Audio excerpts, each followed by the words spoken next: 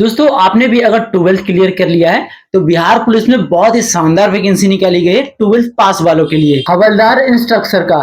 तो इसमें ना आप फॉर्म को कैसे फिल करोगे कि फॉर्म फिल करने में आपसे किसी भी प्रकार का मिस्टेक ना हो।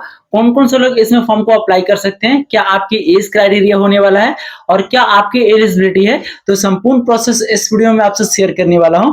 तो वीडियो को आपको लास्ट तक जरूर देखना है।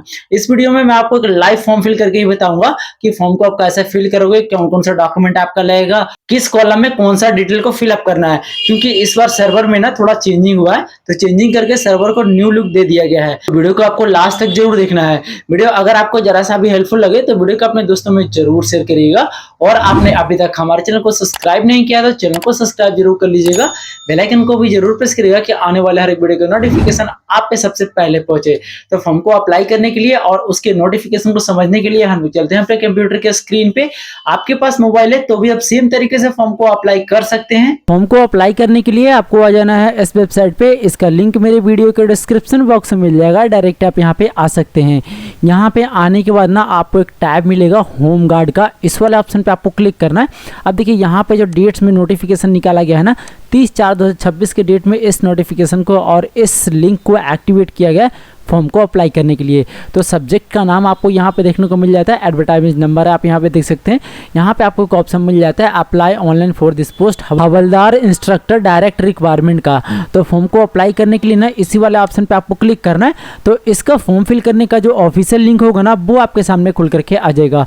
तो फॉर्म को अप्लाई करने से पहले आप इसमें देख लेंगे कि कौन कौन से लोग एलिजिबल हैं, क्या आपका डॉक्यूमेंट लगने वाला है और कैसे आप इसमें फॉर्म को अप्लाई करोगे।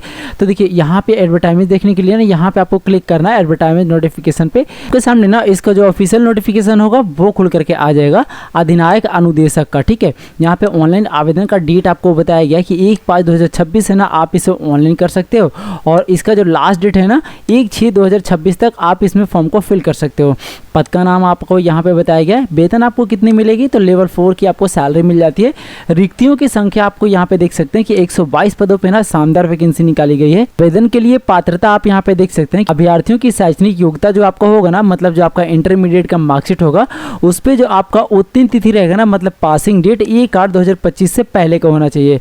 अब जो उम्र की आपकी गणना की जाएगी ना वो भी आपका 1/8/2025 के आधार पर ही किया जाएगा कि 1/8/2025 तक ना आपको 18 वर्ष हो जाना चाहिए। समान वर्ग के पुरुषों के लिए न्यूनतम 18 वर्ष से लेकर के 37 वर्ष तक रखा गया है। समान वर्ग के महिलाओं के लिए न्यूनतम जो एज होगा वो 18 वर्ष से 40 वर्ष तक रखा गया है।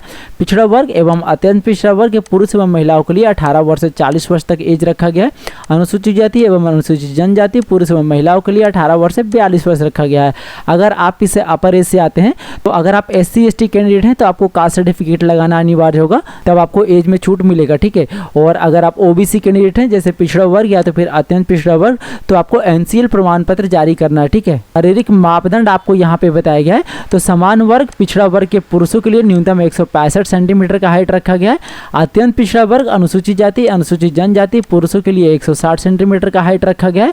और सभी वर्गों के महिलाओं की जो न्यूनतम ऊंचाई होगी ना वो 155 सेंटीमीटर रखा गया है। फॉर्म को फिल करने के लिए जो आपसे क्वालिफिकेशन मांगा गया है ना कि अगर आप 12th पास हैं किसी भी स्ट्रीम से तो आप इस फॉर्म के लिए एलिजिबल हो जाते हैं। लेकिन इसमें ना एक कंडीशन लगाया गया है कि शैक्षणिक योग्यता समान होने के दशा में पद के आधारित न्यूनतम अर्हता परीक्षा जैसे कि इंटरमीडिएट आपने दिया है या तो फिर उससे समकक्ष से अधिक अंक प्राप्त करने वाले मेधा क्रम में ऊपर रखा जाएगा। इसका जो कहने का मतलब है ना कि अगर आपका इंटर में 300 अंक रहा, ठीक है, और same qualification same date of birth कि अगर कोई और व्यक्ति है जिसका कि इंटरमीडिएट में 320 नंबर है तो सबसे पहले मेगा सूची में उसका नाम आएगा। ठीक है, तो अप्लाई करने में जो आपका चालान लगेगा ना सभी वर्गों के कोटि के पुरुष व महिलाओं के लिए 100 रुपये का चालान रखा गया है। हमको अप्लाई करने के लिए वापस हम लोग आते हैं इस वेबसाइट पे। यहाँ पे आने के बाद ना सबसे पहले आपको रजिस्ट्रेशन एंड पेमेंट करना होगा। तो यहाँ पे आपको एक ऑप्शन मिल जाता है रजिस्टर्ड एंड मेक पेमेंट का, इस वाला ऑप्शन पे आपको क्लिक करना है। रजिस्ट्रेशन एंड पेमेंट करने के रिगार्डिंग आपके सामने फुल इंस्ट्रक्शन खुल करके आ जाएगा। आप इसे पढ़ना चाहते हैं तो पढ़ सकते हैं, नहीं तो डायरेक्टली आप इसमें नीचे की ओर स्क्रॉल करेंगे, डिक्लेरेशन को चेक मार्क करेंगे, proceed to registration and payment वाले ऑप्शन पे आपको क्लिक करना है। तो आपके सामने एप्लीकेशन डिटेल फिलअप करने कंपनी का डैशबोर्ड खुल करके आ जाएगा। तो कैंडिडेट का फुल नेम आपको यहाँ पे फिल करना है। जैसे कैंडिडेट का फर्स्ट नेम आप यहाँ पे फिल करेंगे, अगर आपके नेम में कोई मिडिल नेम है तो आप यहाँ पे फिल करेंगे, नहीं तो मिडिल नेम को आप खाली छोड़ देंगे, डायरेक्टली आपको लास्ट नेम फिलअप कर देना है। उसके बाद आपको नेशनैलिटी बताना है, सिंपली यहाँ पे क्लिक करेंगे और इंडिया को चूज कर लेंगे। उसके बाद आपको मोबाइल नंबर यहाँ पे फिल करना है। उसके बाद आप अपना एक ईमेल आईडी फिलअप करेंगे जो कि एक्टिवेट होना चाहिए, ठीक है। उसके बाद आपसे पूछा जाएगा कि are you a domicile of Bihar state, तो अगर आप बिहार स्टेट के रहने वाले होंगे तो आपको यस को चूज करना है। रिजर्वेशन कैटेगरी में फॉर्म को फिल कर सकते हैं। आप अदर स्टेट के आते हैं तो सिंपली आपको नो को चूज कर लेना है, आप जनरल कैटेगरी में ही फॉर्म को फिल करेंगे, ठीक है। बाकी सारा प्रोसेस सेम ही होगा जैसे कि इस वीडियो में आपको बता रहा हूँ, ठीक है।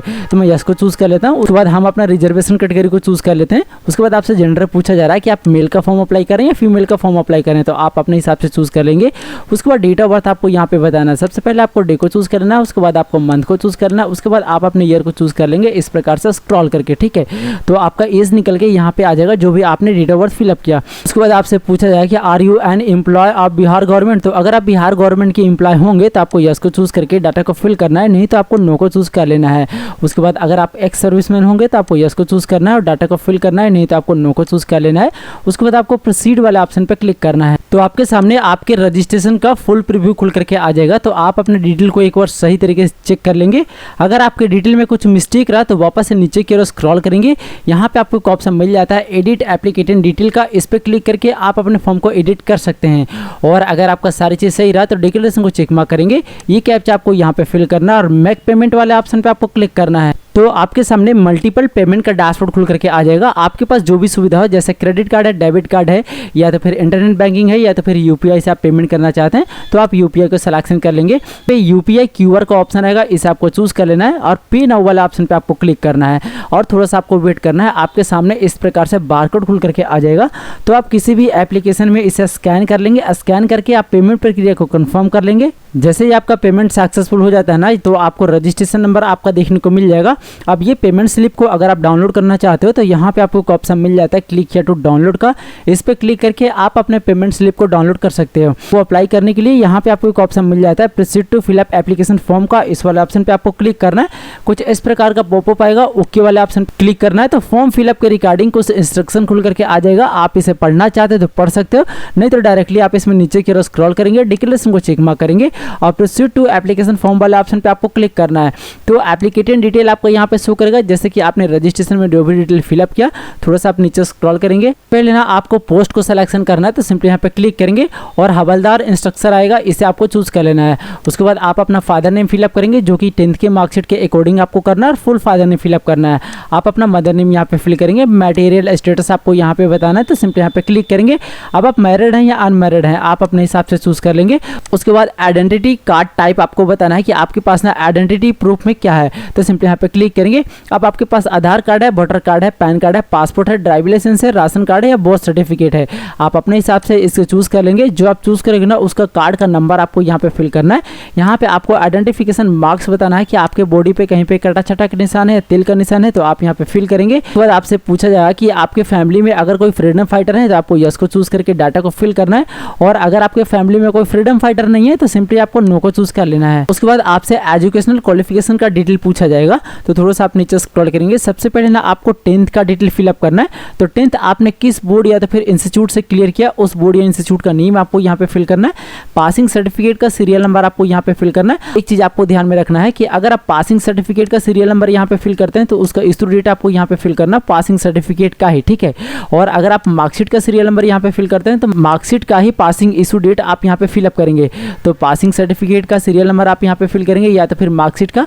उसके बाद इशू डेट आपको यहाँ पे फिल करना है। सबसे पहले आपको डे को चूज कर लेना है, उसके बाद आपको अपना मंथ को चूज कर लेना है, उसके बाद आप अपने ईयर को चूज कर लेंगे कि आप ना 10th का क्वालिफाई किया, ठीक है ना। आपको 12th का डिटेल यहाँ पे फिल करना है। तो 12th आपने किस यूनिवर्सिटी या तो फिर इंस्टीट्यूट से क्लियर किया उसका नेम आपको यहाँ पे फिल करना है।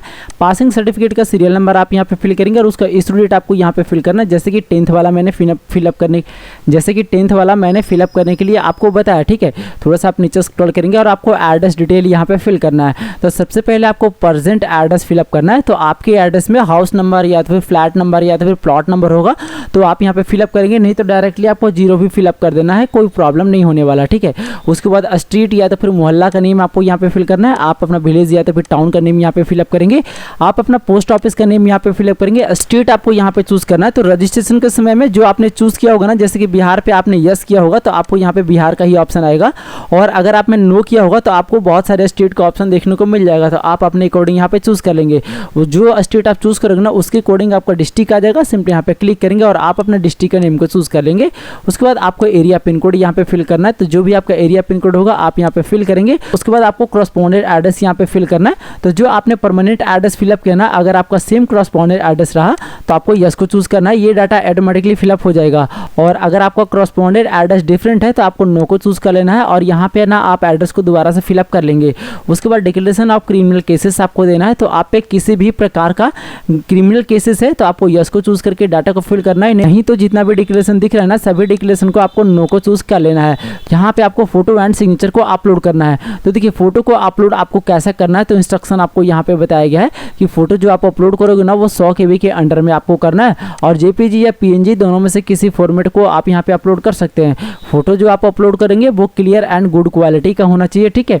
यहाँ पे आपको बताया भी गया है कि कैसा फोटो आपको अपलोड करना है। थोड़ा सा आप नीचे स्क्रॉल करेंगे, सिग्नेचर को अपलोड करने का इंस्ट्रक्शन आपको यहाँ पे बताया गया है कि सिग्नेचर जो आप करोगे ना वो व्हाइट पेपर पे आपको करना है, ठीक है, और ब्लैक इंक पेन से आपको सिग्नेचर करना है। इसे जो आप अपलोड करोगे ना JPG या PNG दोनों में से किसी फॉर्मेट में आप यहाँ पे अपलोड कर सकते हैं, और लेस देन 50 KB के अंदर में आपको अपलोड करना है। तो यहाँ पे आपको एक हिंदी सिग्नेचर अपलोड करना है और यहाँ पे आपको एक इंग्लिश सिग्नेचर अपलोड करना है।